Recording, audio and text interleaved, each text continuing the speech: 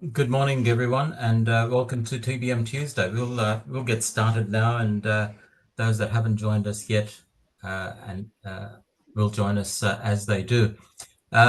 Great pleasure to be with you this morning, and thank you for taking time out of a Tuesday morning, 9 a.m. First things first, right? We've got a very, very important guest this morning, Luke Waring from ANZ. I'll introduce Luke in a few minutes. But prior to that, I'll just do a quick self-intro and a brief overview of TBM Council and what we're here to do. My name's Zahid Arain. I'm General Manager of the TBM Council for Asia Pacific. I've been in this TBM Council role for a few months, and what a few months it's been. Absolute pleasure to meet with the TBM community in our region. And might I say that our community is vibrant, it's energetic, it's doing some really, really cool things in our region, and makes me very excited to be in the chair so that I can help to share all of the good work that people are doing in the region. The council activities for this year in particular are going to be primarily around outreach. So we'll be running a bunch of events. TBM Tuesdays are an example of what we're going to be doing. You'll have another TBM Tuesday around about this time next month, and then monthly from there on.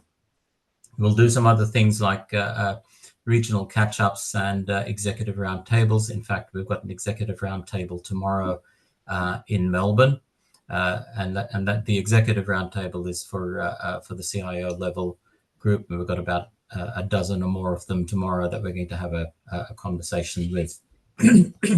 We'll feed that back through the TBM Council website to everybody, and I encourage everyone to take membership on that. It's free, and if you haven't already, go have a bit of a scout around on the collateral that's available in that portal there. Incredibly valuable, some of the things, as I say, some of our colleagues are doing around the world. Okay, that said, this morning, as part of TBM Council's TBM Tuesday events, we have Luke Waring from ANZ Bank. Incredibly fortunate to have Luke in the team to share some of his wisdom. And without embarrassing him too much, let me kind of say up front that Luke is one of the quintessential TBM practitioners, not just within our region, but at a global level. Some of the things that he's done in some of the companies that he's done this stuff in is quite outstanding. And Luke is going to share his journey in terms of TBM and where he come from and he's become what he's become, and how he's been able to do some of the outstanding achievements that he's done. So he'll take you through a little bit of a journey there. We'll also talk to Luke around some of the challenges that he's faced and how he's overcome them, some of the typical challenges that we in our day jobs encounter day to day, and his approach to those. And then we'll kind of finish off with Luke providing a little bit of wisdom, because he's a lot older than he looks, a little bit of wisdom on career growth and what we can do in terms of growing our capability and filling this niche that we have in the market from a TBM point of view. So with that said, may I introduce Luke Waring, and Luke, we'll start with a bit more of a self-introduction, if you don't mind. Welcome to TBM Tuesday. Yeah, thank you very much, Ed. It's great to be here, and thank you for the very kind introduction. Thank you to the TBM Council for hosting me this morning, and it's great, Ed, that you're in the region, in the role in the region. It's really great to have a TBM presence down here. It's been a long time since we've had such a great leadership down here, so thank you. Myself, I'm going to get into a few slides actually, Zahid, if you don't mind. I'm going to attempt to do some slides as we go through this conversation. So I have been in this space all my career, so I might start with some career highlights. And let me just share my screen to sort of take you through that, just to illustrate some of my background and how I've used TBM in different organizations to create value. Hey, folks, while Luke gets himself organized with the demo, with the slides, get your questions sorted out on chat. So drop your questions on chat, and we'll address them as we go through. Okay, so don't be backward in sharing your questions with us. Terrific. So I've got a picture of the globe up here because I've been fortunate enough to work all over the world in this space in my career as a TBM practitioner. And the wonderful thing about TBM is that sheer number of use cases you can create value with this framework. And I've been lucky enough to 3 times use TBM in a number of different ways. I'll just see if I can put the animation on here. So I first started my career using TBM at an investment bank here in Sydney. And this is where I really saw the power of TBM chargebacks. I don't know if any of you on the call have been in financial services or investment banking, but if you get this right, it can be really powerful because the bankers are there to make money for their shareholders, of course, but they run their businesses very astutely, and they will only want to pay for what they're using, and that extends to technology as well. So chargebacks were really important at this organization, and the business owners really took the lead on making sure that they got value from their technology cost. And to do that, we needed to have a very, very precise chargeback method. And they were willing to pay for what they used, but not much more. So they were looking at these bills, this IT inventory very closely. And that's when I really saw the power of how TBM can help partner with the business to make sure that we're getting value from the technology dollar. And I learned some of the strong processes that you need to have in place to be able to do that, such as budgeting, forecasting, service costing, service pricing. How do I make an efficient workforce? How do you investment plan and write business cases as well? So that was my very first introduction. I was lucky enough to work in a few different roles here at this investment bank. I moved out of the TBM space and more into a BCP, or what we call technology resilience position, up there in Hong Kong. Here I got into some of the foundational data center layer and application layer, supporting data center failovers and large-scale BCP testing, just stepping out of the TBM space and right into the infrastructure space in this particular role. I then moved into a business manager role, leading the infrastructure area for the CIO, the infrastructure CIO, where I was helping him with the planning and the workforcing and pulling together the strategy for his domain within the technology department. Following that, I moved to Denmark to a smaller organization, Saxo Bank. We're just establishing their TBM office, and I was lucky enough to be asked to set that up for the CIO over there. Here they were on a huge digitalization strategy, and they're looking for ways to save money or find funding to help support that strategy. So we put the processes in place up there in Denmark to support that business. And it was here where I had the first exposure to product costing at the solutions layer, if you like. If you think about the TBM framework, different layers of the taxonomy there, at the solutions layers where we were pricing our business services. And so Saxo Bank offers a trading platform, and they were wanting to offer this to their institutional customers. And they were working out, how do I price this? How do I actually take this technology stack and put a price on this so I can offer that to their customers so they didn't have to build their own trading platforms? So I was helping with the product costing and solution layer there. Whilst throughout my career, I've been involved in the TBM Council's American, US conferences, a number of locations. I've been there a few times and been lucky enough to speak there. But just before COVID, I returned home to Sydney with ANZ Bank, where I am now. And the use case here was more about moving ANZ towards again a service orientation to make sure that we can make the right decisions at a service level. So we recognised at ANZ that the world was changing, and we needed TBM to help navigate a world where these technology assets were no longer purchased in the data center and left to run, but we were moving to more consumption-driven services such as cloud and SaaS. And we needed to put in a similar framework around chargeback to make sure people were using the technology wisely and preparing them for a more consumptive world where everything was more pay-as-you-go. So lots of different experiences using TBM in different ways then. Luke, got a question for you, mate.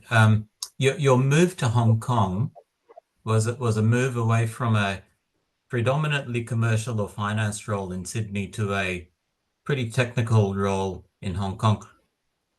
What brought that shift on, and how did you feel about that transition from a finance to a technical role, to keep it simple? Yeah, I was looking for a change at the time, and I felt that if I could get more technical, it could really help me with my career, with my passion around TBM.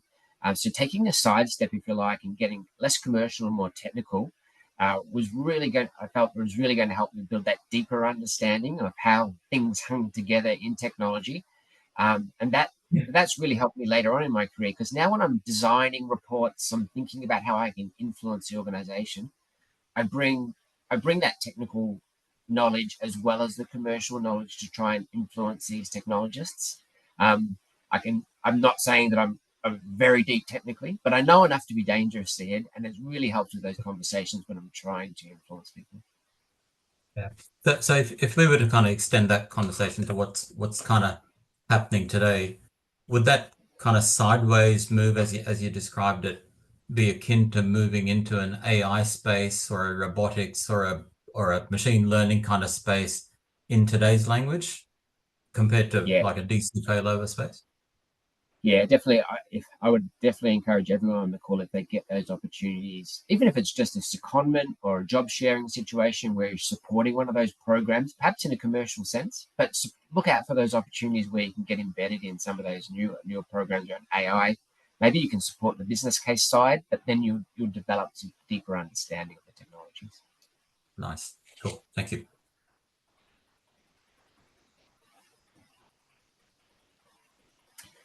All right. So yeah, that's about my background, Zahid, and I'd like to talk about some of the challenges, if I can, some of the challenges I've faced along the way. Let me just move forward on my slide. Yes, please. I think one of the key challenges for TBM practitioners is driving the cultural change. Look, we all know that demand for digital investments is increasing. However, CIOs are constantly under the pressure to, reduce their run spend, or at least being asked to remain flat. There is a bit more investment around these days for AI and these new technologies, but we're looking for ways to fund that out of BAU, right? So IT is constantly being asked to do more with less.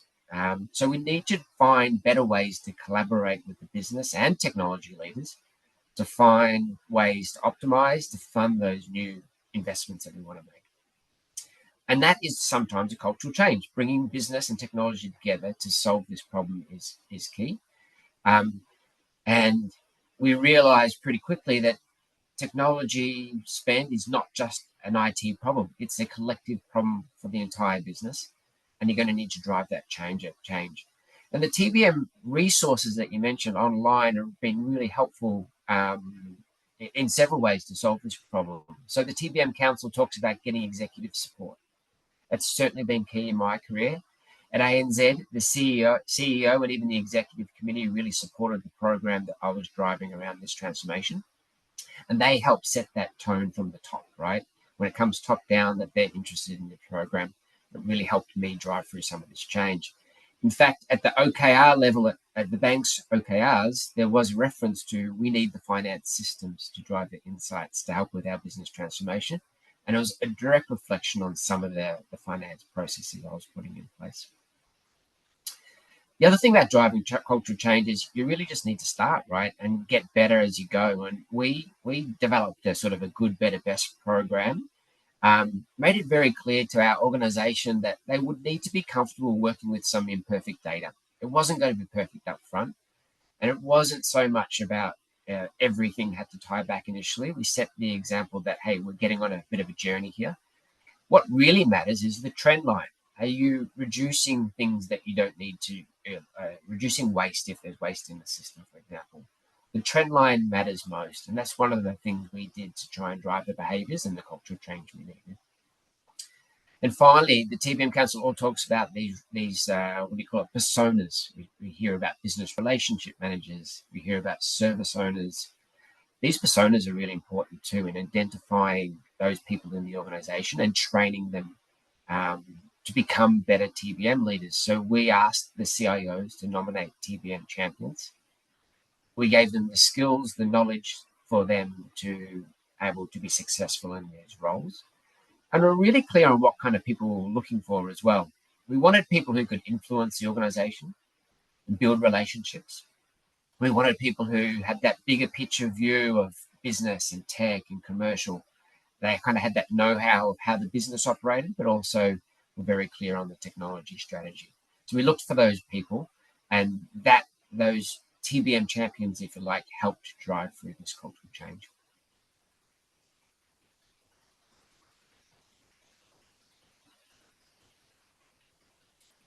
One other area ahead, and I'll just finish on the challenges, being cognizant of time, is data.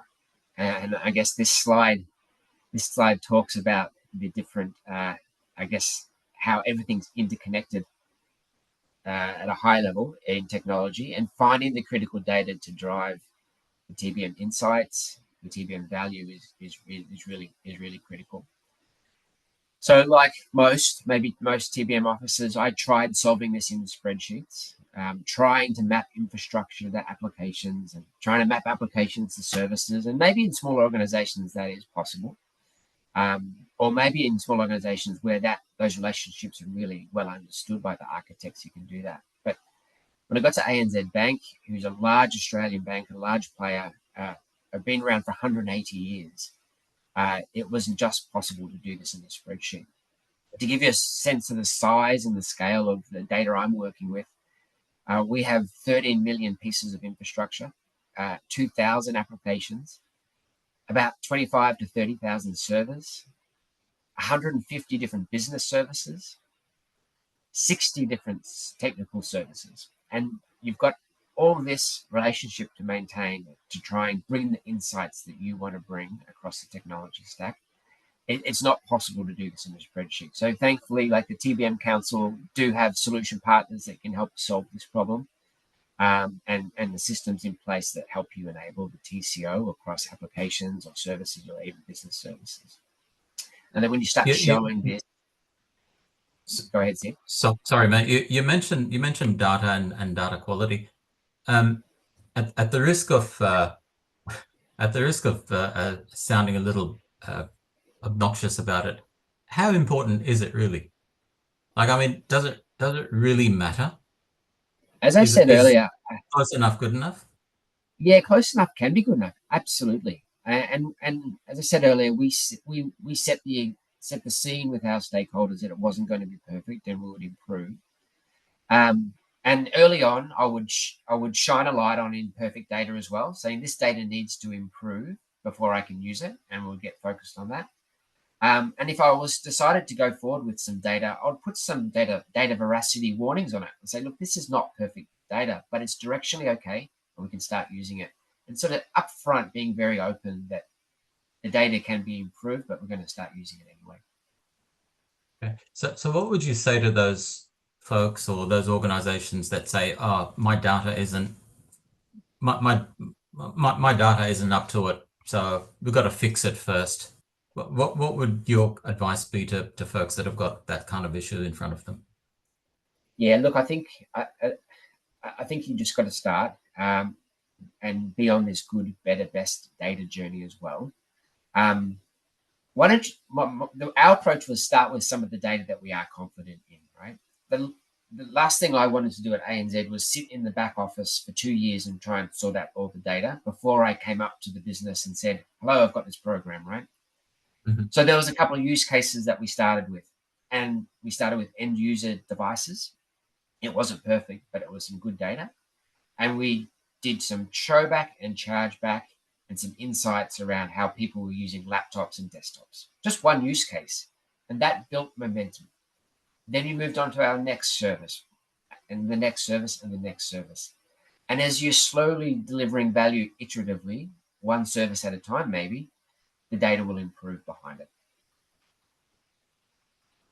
Cool. So one other thing I would say about data is chargeback for the sake of chargeback is interesting, and it can drive discussions around who pays for what and who should be allocated for what, and it can help the business understand the true cost of running their business. But without an insight, what can they do about that, right? So you can charge back, but isn't it great if you can go to your business and say, this is the cost of your bill of IT. Hey, but here's some ideas to help you reduce it. So I spend a lot of time thinking about the data points I needed to have those other conversations around optimizing the portfolio. So let me just take you through some of this. And again, you can see from this slide, I've got this good, better, best approach. So I think about the kind of the data I need to optimize waste, remove waste from the portfolios. There's 3 or 4 different focus areas. End user was our first one, and I put this in the order of which I approached it. So good data is the inventory of laptops and mobiles and desktops. You're going to need that. It's even better if you can tag that to a user. It's even better if you can tag that to a consultant versus an employee, full-time employee. And maybe you can understand which models and types people are using, Macs versus Windows, older models that are end of life, drive different insights. And finally, some of the best data is one of the insights that come with that. Hey, these employees have got 3 laptops. This part of the business has a device to staff ratio which is higher than another part of the business. This device hasn't even been logged into for the last 90 days. You can put a price, you can put a report on this, and you can put a cost on all of these things as well, and really help people act so they can optimize that portfolio of end user devices. Just continuing on with this theme, when you get to the infrastructure discussion with your business or technology leaders, these are servers, databases, storage. Understanding the count, the quantity, the size of these things is good data. But if you can map all of that information to the middle column there, which is your application relationships using cloud tags or other things, then you can start showing the application TCO, not just the infrastructure view. And here, I was even shining a light on how many servers were orphaned, that they didn't have a relationship. And I put up a cost on that as well. The cost of orphaned servers. It was just another insight to help people act on improving on the data.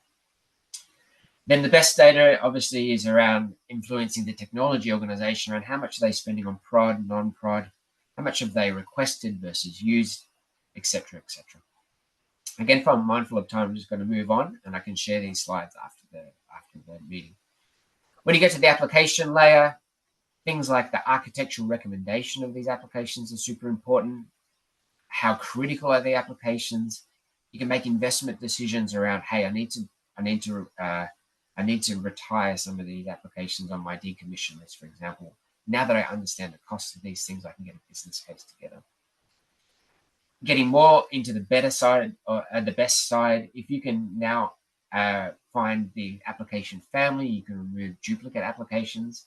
And even better, if you can find how these relationships map to your solutions or your business services, you can understand the cost of business services and the applications that underpin them. And that's where I'm at now at the services layer. Understanding the foundation around the tower and subtower is interesting. But getting right up to the business services layer is where you can have a discussion with your business service leaders around optimizing across the entire value chain, including technology.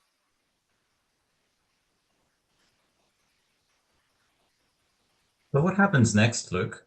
So let's take these 4 towers that you've got here, and you get to the best data position, and you're providing lots of insight. is there a shelf life for this stuff, or do you get to this point? There's lots of insight. Businesses make good decisions, save some money, and then what? Yeah, so we definitely have moved from producing data and insights into what I'd call like a business partnering role, where we go and meet with our stakeholders. And let's face it, a lot of the people we meet with are technology. A lot of the things on this screen, I'm talking to technologists about, not business leaders. Business leaders don't want to know about servers and databases, but they do. Business leaders are interested in the business services layer and what technology is doing to making sure they're running really efficiently. So the next stage of this data ahead is meeting with the technology teams and understanding all the opportunities available to them, creating a plan of action around what optimizations they plan to make, what applications they plan to retire, what applications they plan to migrate to the cloud, and using the TBM data to help build that action plan, track that they're going to execute on it, and show that they're actually making good wins by removing the waste in the system. And then they can take that back to their business and say, look what we've done, look what we've achieved around optimizing on-prem or optimizing on the cloud. These applications need to be retired. Here's a business case. We know what we need to do now. Fantastic. Luke, we've got 2 minutes left, and we could talk about this till the cows come home, literally. So what are your kind of pieces of advice for your colleagues and the rest of the folks in the TBM world in terms of how they progress their careers, how they grow, and how do they make a real impact in their roles? Yeah, look, I would like you to consider a few things I've discussed today, like explore different roles throughout your career, not just in technology, not just in tech finance, but in the business as well. Get those different perspectives and grow your overall understanding. It would really help you in this TBM space. The other thing I would say is be really clear on the TBM use case that you're looking to, for the problem you're trying to solve. There's a lot of things you can do with TBM, but make sure you pick the right one and establish credibility with that one before you move on to the next. Work on building connections across the organization, whether it be finance, business, or tech, and make sure you make an impact when you do that. Connect with them with empathy, connect with them with a consultative approach. And it's really important to, as a TBM team, to relate your work to how you're contributing to this overall strategy. And what I mean by that is, I know that our business is looking to move to the cloud. So I think deeply around what are the insights they need to help execute on that strategy, and how my work can connect to giving those outcomes for the business. That'd be my top takeaways. Fantastic. Now, before we sign off, I'm sure you've got the folks that are attending the session. I'm sure you've got questions for Luke, and you'll probably think of questions through the course of the day. Luke is available on TBM Connect, so drop him a note in TBM Connect, and he'll respond to you there. Or you can get in touch with me or Luke if you've got his email details, and we can facilitate all of that. Luke, thank you very much for taking time out of your day and sharing your journey with us. And thank you to all of the attendees for taking time out of your valuable day and spending time with us here this morning. On that point, I shall leave it there, and thank you once again. Have a great day, everybody. Thanks, everyone. Thank you all for joining. And don't forget that you can become a member. Put the link in the chat. Thank you, Zahid. Thank you, Luke. We appreciate for having you. Until the next TBM Tuesday. Thank you.